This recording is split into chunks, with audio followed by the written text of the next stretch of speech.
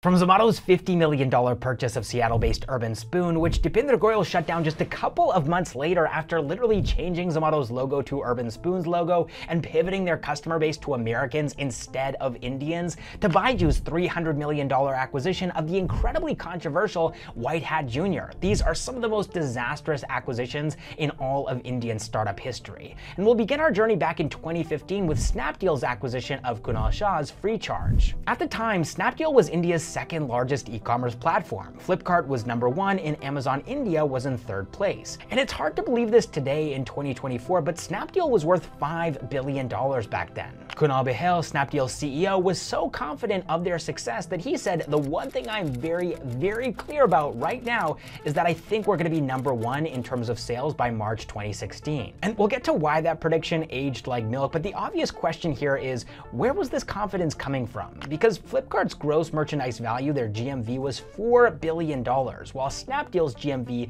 was only $2 billion. So how are they planning on doubling their GMV and dethroning Flipkart?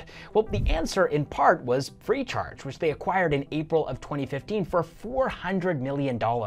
This was the largest startup acquisition that had ever happened in India, and at that time it did feel justified. Snapdeal had 25 million users, and 75% of them were using mobile phones to shop online, but a lot of people were still opting for cash on delivery. I'm talking upwards of 80% at the end of 2015 compared to today in 2024, where that number is closer to 60%. And so there was a huge opportunity here to disrupt this paradigm and usher in a new digital era for payments in India. The strategy here was twofold. Snapdeal wanted to cross-sell its products to Freecharge users and also use Freecharge to build a mobile wallet product like Paytm. And we can actually see how this approach might have played out if it had actually worked. Flipkart did this successfully with their acquisition of PhonePe, which is now the leader in India's digital payment space with nearly half of the entire market. Snapdeal was envisioning this kind of future for Freecharge, and obviously this was before UPI, which was launched in 2016, but still, the hopes here were high. Freecharge had 20 million users, and so under Snapdeal's guidance,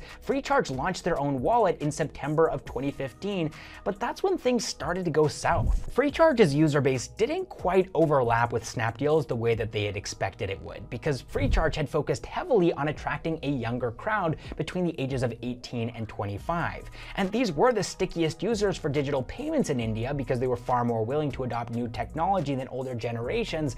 But at the same time, this demographic consisted largely of college students and freshers who didn't have a lot of money to spend on e-commerce platforms like Snapdeal, whose core customer base of working professionals was aged between 25 and 35. And so ultimately, Snapdeal's plan to cross-sell products to Freecharge users didn't pan out. Freecharge was also heavily reliant upon cashback deals to attract new users. Snapdeal had in effect acquired a very leaky bucket, and they would need to continue pouring cash into that bucket if they wanted to maintain or grow Freecharge's user base of 20 million people. But the thing is, Snapdeal wasn't really in a position to keep the Freecharge bucket full. See, in the same year that Snapdeal had acquired Freecharge, they also made 5 other acquisitions and also expanded into several non-core businesses too, like launching their own e-commerce delivery service, Vulcan Express, and a mobile marketplace called Shoppo. By July of 2016, out of the $1.4 billion Snapdeal had raised since October of 2014, they only had $500 million left, and over the next 2 quarters, these funds were completely wiped out thanks to marketing expenses, discount offers,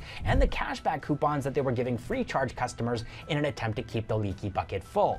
And Snapdeal was planning on raising another massive funding round to maintain these heavy losses, but 2016 marked the beginning of a funding winter. And not only that, but Snapdeal had also become a VC battleground. They had SoftBank, Kalari Capital, and Nexus Venture Partners on their board, and all of these investors wanted to invest, but on their own terms. And the other investors wouldn't agree to this, and so ultimately Snapdeal was forced to reject 2 funding offers at a time when they desperately needed capital. The final nail in the coffin came in November of 2016 when SoftBank, Snapdeal's largest investor, cut the valuation of the company in response to the Japanese yen appreciating in value against other currencies, making it nearly impossible for Snapdeal to raise more capital. They were financially hamstrung. They had a massive portfolio of loss-making businesses, with Freecharge being one of the most expensive, and so they ended up selling Freecharge to Axis Bank for just $60 million, an 85% discount from the $400 million that they paid in 2015, marking the end of their dream of competing with Paytm in the digital payment space or emulating what Flipkart later achieved with PhonePe. And Freecharge is still around today, as is Snapdeal, but both are shadows of their former selves. So what's the takeaway here? Well, specifically when it comes to Freecharge, I don't think Snapdeal did enough research. They should have paid closer attention to Freecharge's user demographics,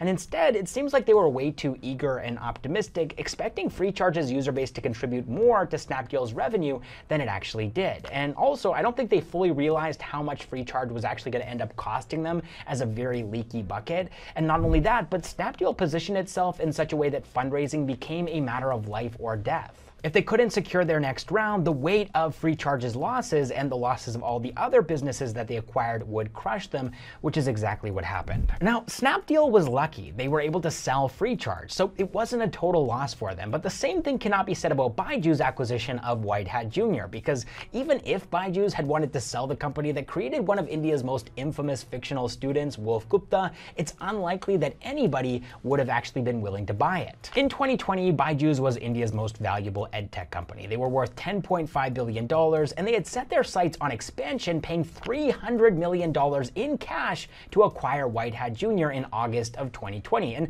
this acquisition turned out to be a massive success for WhiteHat Jr.'s founder, Karan Bajaj. He owned 39% of the company, so he pocketed over $100 million before tax. And this deal was very, very good for him. But what about BYJU'S? What did they gain from this acquisition? Well, at first glance, this deal made a lot of sense. WhiteHat Jr. was a very young business, less than 2 years old, and they had only raised $11 million from VCs. They were apparently cash flow positive in the 5 months leading up to the acquisition, and they were doing $150 million in ARR. Their one-on-one online live learning platform was focused on teaching children how to code, and BYJU'S hoped to take this platform, which had seen so much success in India, and replicate it across the United States in their global expansion. But then Wolf Gupta showed up. WhiteHat Jr. had these advertisements. You might remember them. They claimed that this fictional boy had supposedly landed a job at Google with a salary ranging anywhere from 1 crore rupees to 20 crore rupees after taking coding lessons from WhiteHat Jr. And this sensational claim became a lightning rod for criticism, as did other WhiteHat Jr. ads that used the likenesses of tech icons like Elon Musk, Mark Zuckerberg, and Bill Gates to push their courses. And the more people started looking into these misleading marketing tactics, the more they realized that WhiteHat Jr. sales were largely driven by parent FOMO.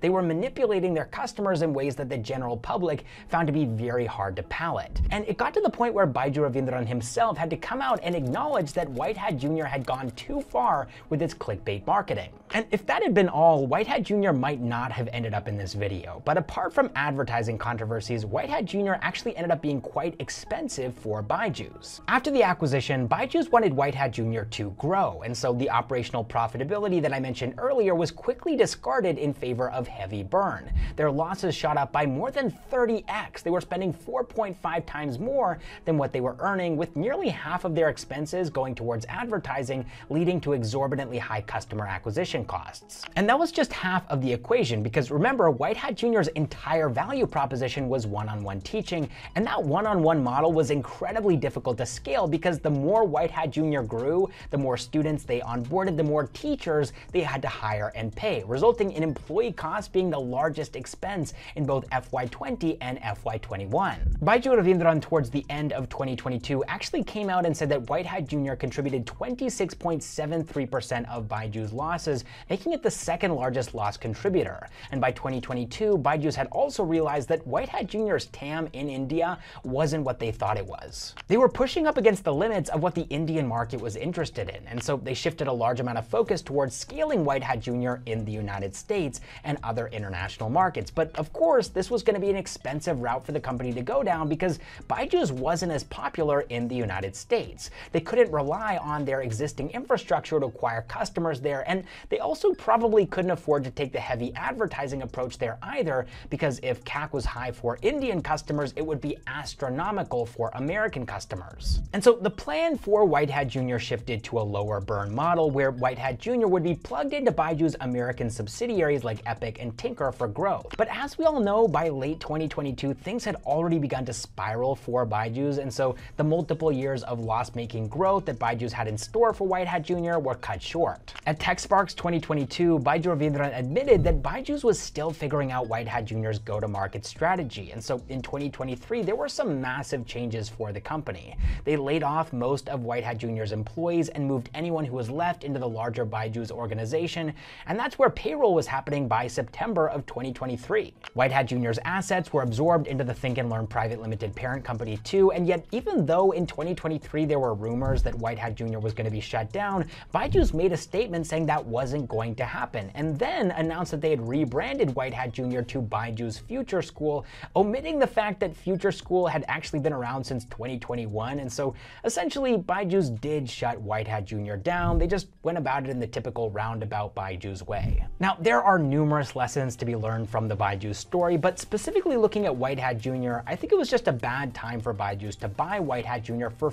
$400 million because edtech startups were overpriced during the pandemic. And in retrospect, COVID-19 wasn't the new normal. It was just the temporary normal. And once the pandemic was over, education went back to the way that it used to be. And all of the investment BYJU'S had poured into online-centric acquisitions like WhiteHat Jr. were devalued. And now we're seeing India's edtech industry moving towards offline education. So I guess the general takeaway here is don't make big long-term bets during temporary market shifts. Now, while BYJU'S acquired WhiteHat Jr. with the goal of taking the brand global, Zomato's acquisition of Urbanspoon was international from day one. Urbanspoon was a Seattle-based restaurant recommendation service that served users in the United States, Canada, Australia, New Zealand, the UK, and Ireland. And it's important to keep in mind here while we go through this story that Zomato was not an online food delivery company the way that it is today. They would only start offering that via Zomato Order in September of 2015, 8 months after they acquired Urbanspoon.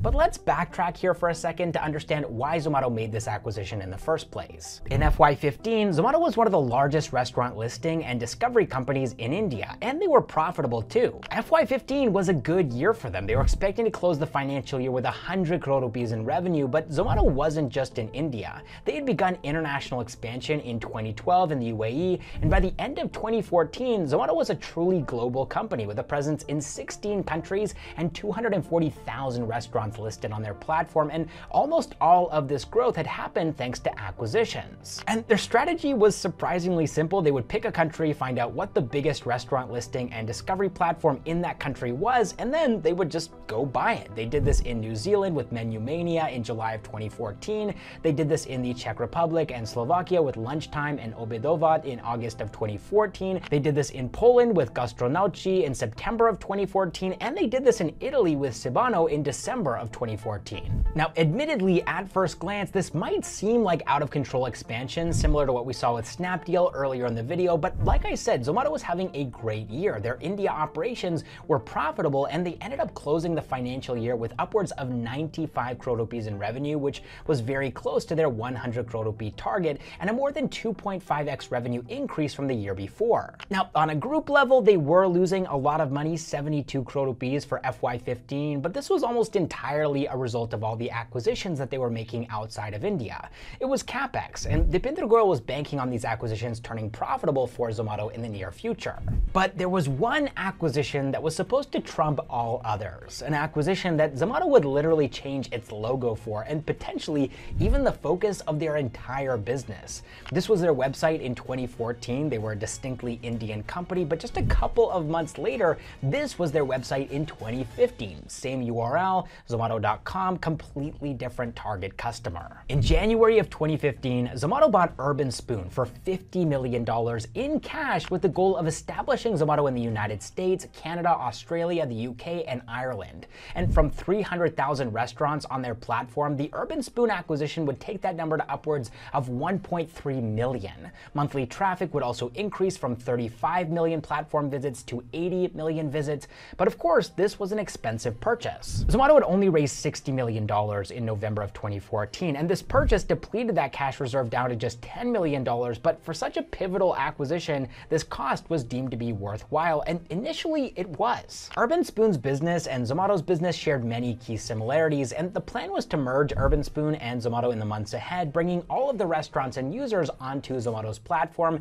dropping the Urbanspoon brand name and integrating majority of Urbanspoon's 40-member team, apart from about 4 or 5 people who would need to be let go. And by June of 2015, most of this had been accomplished. Urbanspoon's website and app were shut down, redirecting Urbanspoon traffic to Zomato's website servers, and it looked like the acquisition had been a success. Zomato was even hiring across the United States. They had opened an office in Dallas, Texas, and were hiring people to go out on foot or in cars and collect accurate, up-to-date information on restaurants in America's major cities. They also hired people in content to spread the word about Zomato and establish itself as a competitor to Yelp, bringing Zomato's total US headcount from the original 40 Urbanspoon employees to 183 in just a few short months, which makes it all the more surprising to find out that all of this progress would be undone by the end of the year, by the end of 2015. The collapse began when 12 members of Urbanspoon's engineering team left in the months following the acquisition, and the remaining engineers were let go by August of 2015. Other departments were seeing attrition too.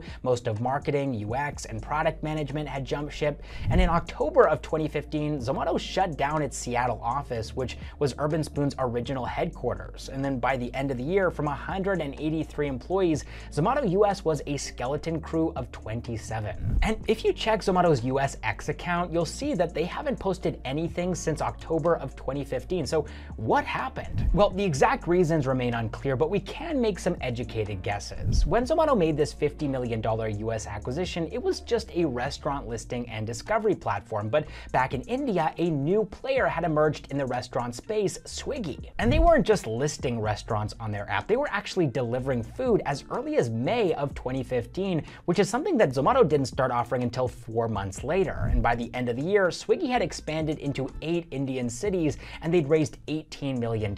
They were growing aggressively, and Zomato realized that they were losing relevance in India every single passing day. But here's the thing, listing restaurants and actually delivering their food are two very different games. Zomato had to pivot from being an app company to becoming a logistics company, and that's an expensive and very challenging pivot to make, especially when you're spread out across multiple countries like Zomato was. Their international footprint, which they had previously thought of as a moat between them and smaller competitors, was now a massive liability. It was weighing them down, and so it seems like they did the only thing that they could. They cut anchor, they downsized. In 2016, Zomato made the difficult decision to scale back operations in 9 countries, and they had already started doing this in the United States, but now they had to kill their darlings in other international markets too. But Zomato was already too late to the food delivery party, and even though they made the tough call to refocus back on India, by 2017, Swiggy had taken the lead in India's food delivery market, processing 4 million orders a month compared to Zomato's 3 million. And Swiggy has been giving tough competition to Zomato ever since. They haven't given Dipinder Goyal any breathing room, which is why Zomato's global expansion never returned as a priority for the company. They've been so preoccupied by the battle that they're fighting in the Indian market that in 2021, Zomato actually exited all international markets, including the United States, where they dissolved their American subsidiary, Zomato USA LLC, and Urbanspoon, or whatever was left of it in 2021, was lost forever. So what happened here? What's the takeaway? Well, Swiggy had effectively performed what is known in warfare as a turning movement, essentially a maneuver designed to strike a vital part of the enemy's rear. And Zomato was completely exposed there. Instead of focusing on innovation in their local market in India and attempting to offer what in retrospect was a very obvious value add to their customers, delivery, they were instead preoccupied by shiny, exciting things like global expansion, which is a great thing to do, and I hope someday they do reprioritize this because India does need more global startups, but in this case, there was still a lot of room for improvement in the Indian market, which is something that Swiggy identified and exploited to their own advantage. By the time Zomato woke up and realized that they were under attack, it was too late, and it took them 4 long months to launch Zomato Order, during which time Swiggy was able to establish a strong foothold in the market. Long story short, Zomato should have never acquired Urbanspoon in the first place. They would have been better off focusing on disrupting the Indian market further. All right, I really hope that you enjoyed this video. It was definitely on the longer side, so let me know if you want to see more videos like this, and I'll catch you in the next one.